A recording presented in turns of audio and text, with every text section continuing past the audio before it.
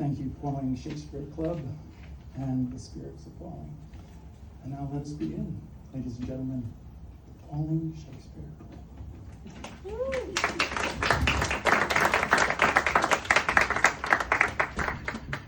Hi everyone, my name is Marie DiLorenzo. I'm the past president of the Pawling Shakespeare Club. We are a proud organization begun in 1898, and we have been continuing ever since here in Pawling. Today we will be reading 7 sonnets, and I just wanted to tell you very quickly that the sonnets were written by Marlowe and some of the other greats of Shakespeare's day, as well as Shakespeare. They were paid to write these most of the time, and it was the entertainment of the day. This is how they entertained one another. These sonnets are magnificently written and often exaggerated, but often really very thought-provoking and very moving. And so, without further ado, I just wanted to say one more thing. They are individual poems of only 14 lines, so they are brief. Anyway, the first one is Sonnet 18. It happens to be in your program. You can follow along. It begins like this. Shall I compare thee to a summer's day? Thou art more lovely and more temperate. Rough winds do shake the darling buds of May, and summer's lease hath all too short a date. Sometimes too hot the eye of heaven shines, and often is his gold complexion dimmed, and every fair from fair sometimes declines, by chance or nature's changing course untrimmed. But thy eternal summer shall not fade, nor lose possession of that fair thou owest, nor shall death brag thou wanderest in his shade, when in eternal lines to time thou growest. So long as men can breathe and eyes can see, so long is this. So long lives this, and this gives life to thee. Thank you. And I would like to pass the baton on to Stephanie Rogers. Hi. Renee, move this up a bit. Yeah, of course. Thank you. I'm going to perform Sonnet 29, and I know we've all had days like this. When in disgrace, with fortune and men's eyes, I all alone beweep my outcast state, am troubled at heaven with my bootless cries, and look upon myself and curse my fate, wishing ye like to one more rich in hope, featured like him with friends possessed, desiring this one's art and that man's scope, with what I most enjoy contented least. But in these thoughts myself almost despising, haply I think on thee, and then my state, like the lark at break of day, arising from sullen earth, sings hymns at heaven's gate. For thy sweet love remembered such wealth brings, that then I scorn to change my state with kings.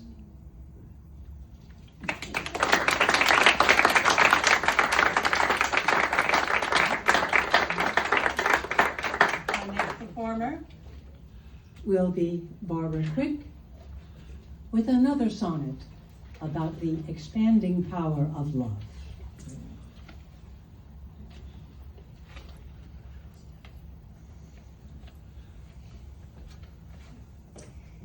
As a a decrepit father takes delight to see his active child do deeds of youth, so I, made lame by fortune's dearest spite, take all my comfort of thy worth and truth.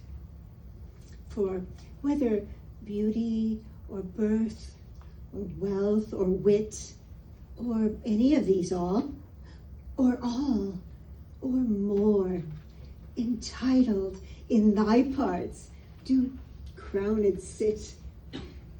I make my love engrafted to this store, so that I am not lame, poor, nor despised, whilst that this shadow doth such substance give, that I in thy abundance am sufficed, and by a part of all thy glory live.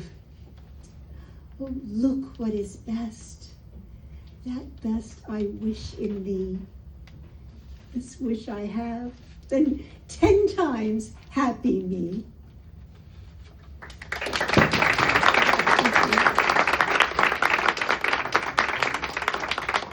Thank you. And now, Kathy Marks will read sonnet number 60.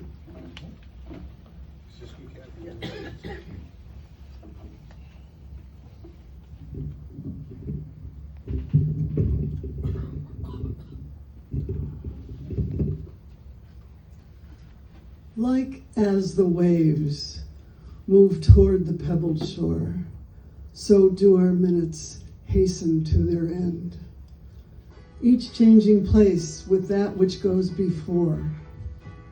In sequence toil all forward do contend. Nativity, once with the mane of light, crawls to maturity, wherein being crowned, crooked ellipses against the glory's light, and time that gave doth now his gift confound. Time does transfix the flourish set on youth, and delves the parallels of beauty's brow, feeds on the rarities of nature's truth, and nothing stands but his self to mow. And yet, to times in hopes my verse shall stand, praising thy worth, despite the cruel hand.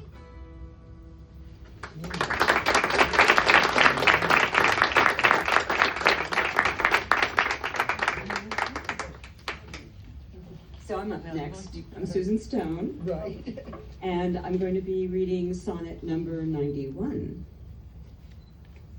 Some glory in their birth, some in their skill, some in their wealth, some in their body's force, some in their garments, though newfangled ill, some in their hawks, some in their hounds, some in their horse, and every humor hath his adjunct pleasure, wherein it finds a joy above the rest. But these particulars are not my measure. All these I better in one general best. Thy love is better than high birth to me, richer than wealth, prouder than garments cost, of more delight than hawks or horses be. And having thee of all men's pride, I boast. Wretched in this alone, that thou may take all this away, and me most wretched make.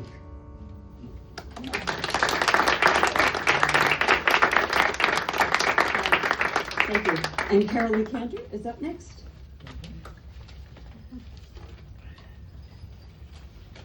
Lower this one for me.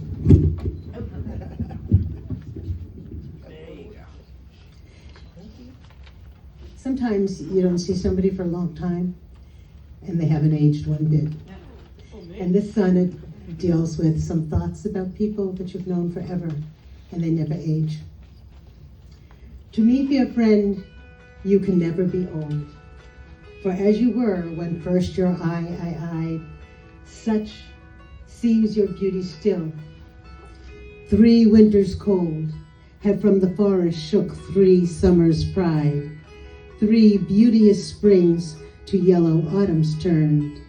In process of the seasons have I seen 3 April perfumes in 3 hot Junes burned, since first I saw you fresh, which yet are green.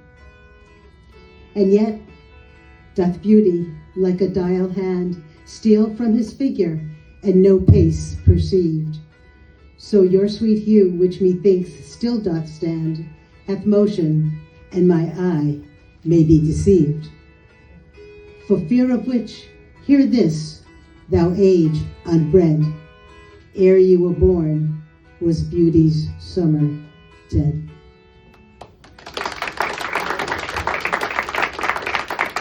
You will endorse it?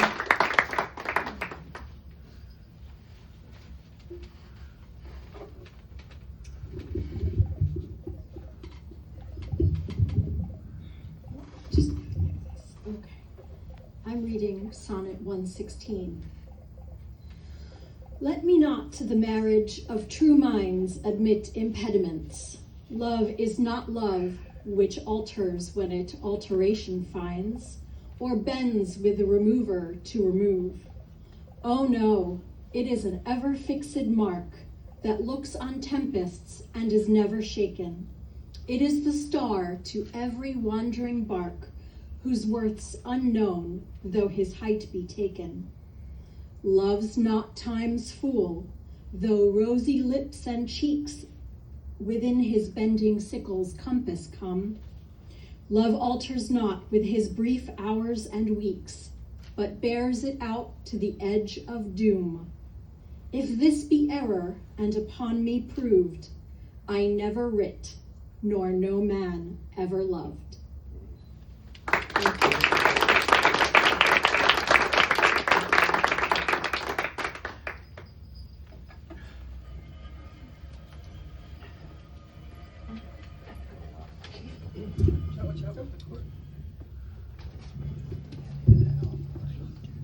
Okay, back to me again.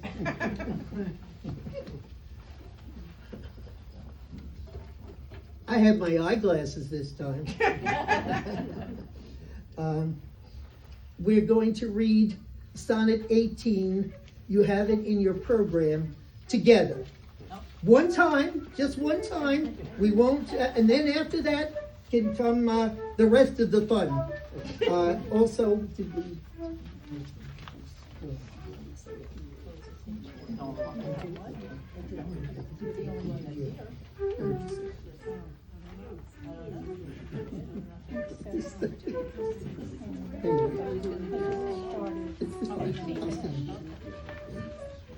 All right, so we're going to just ask you to read along with us, okay?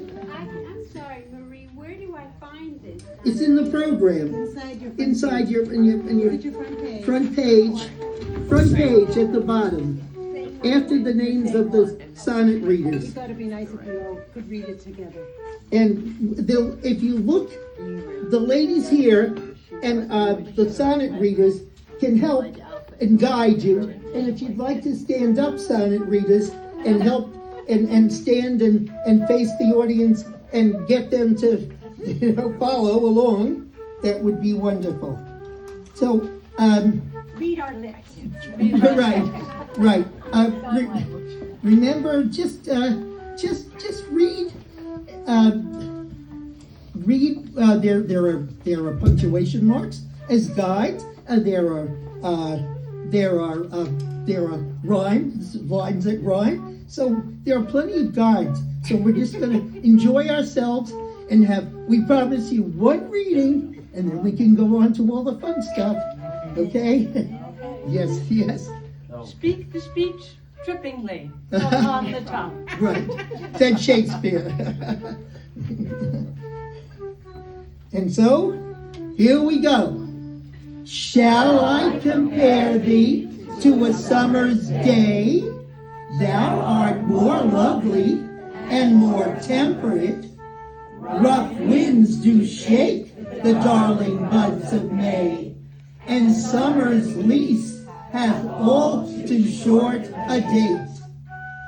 And summer's sometimes too hot the eye of heaven shines, and often is his gold complexion dimmed, and every fair from fair sometimes declines, by chance or nature's changing course untrimmed. But thy eternal summer shall not fade, nor lose possession of that fair thou owest, nor shall death brag thou wanderest in his shade, when in eternal lines into time thou growest. So long as men can breathe or eyes can see, so long lives this, and this gives life to thee. Very nice. Thank you so much. That was a delightful closing. Thank you. So let me just say this. Yes, okay? go ahead, Susan. So thank you very much for coming and for participating. Yeah. William Shakespeare wrote one of his history plays. It was Henry IV, Part 2. And in Act 2, Scene 4, he gives Sir John Falstaff these lines. Wine is constant proof that God loves us and loves to see us happy. And the Pawling Shakespeare Club and the Pawling Library also would like to see you happy. So we are going to move to the second part of our program, which is with Marie Leo. Marie, where are you? There you are, right over there by the wine. She's going to do the wine tasting for us, and she is from the Spirits of Pawling. All right. May I just, I'm sorry, one last thing. I did, Elaine Carey, who was the head of the James Earl Jones Foundation, could not come at the last minute. And so I'm sorry, I'm a little thrown. But I did want to be sure to introduce Flynn Earl Jones, who said he would like to say a few words. I heard that from Elaine. Is that right, Flynn? And hello once again to the ladies. So happy to see you both. Thank you. I just wanted to thank you for doing this year and honoring my dad. It means a lot to me. Shakespeare meant a lot to him. Yes. You guys meant a lot to him. Yes. And it's just really nice that you guys are doing this. And thank you so much for coming. Yeah, I'm really Means a lot grateful. to Thank us. you so much.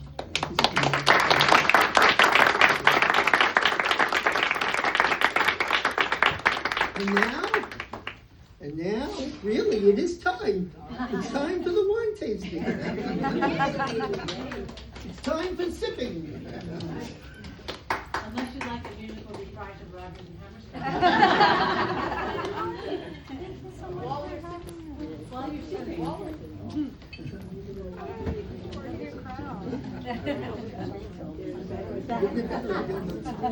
right.